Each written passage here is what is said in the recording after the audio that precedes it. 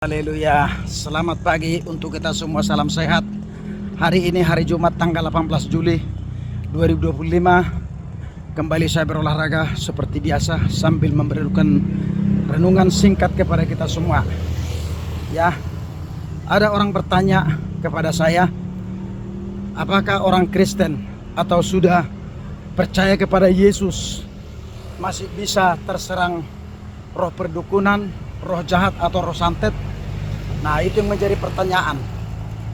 Nah, perhatikan Efesus 6 ayat 10 dan seterusnya berkata, supaya kita kuat di dalam Tuhan, di dalam kuat kuasa Tuhan, ya.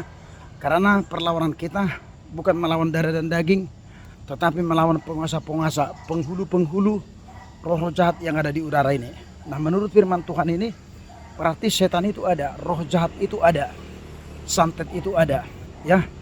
Nah, tapi kalau hubungan kita dekat kepada Tuhan, menjadikan diri kita masing-masing menjadi anak yang takut akan Tuhan, setan apapun, roh jahat apapun, santet apapun tidak akan bisa menyerang kita, ya. Nah, jadi sebagai orang Kristen itu tidak jaminan bagi kita.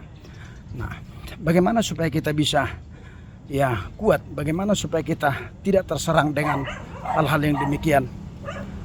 Tentu ada yang harus kita kerjakan, bagian kita kepada Tuhan, ya.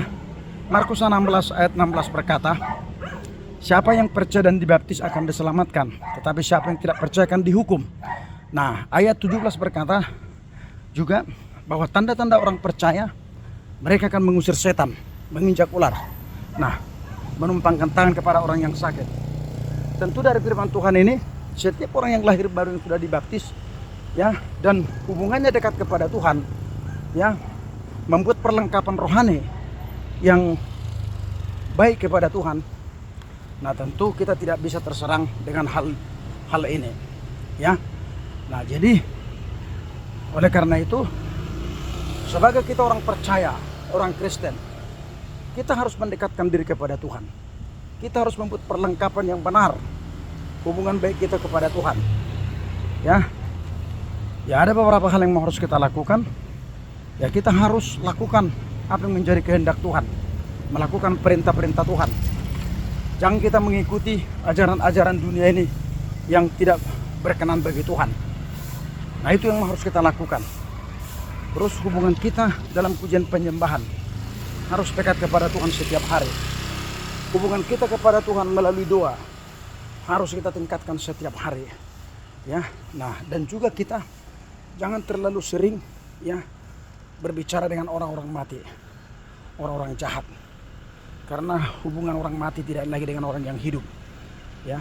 Nah, ini yang seringkali yang terjadi bagi kalangan orang Kristen, berbicara dengan orang-orang mati, pergi ke kuburan. Nah, sehingga itu yang menjadi sahabat roh jahat itu, ya, bagi kita gitu, ya.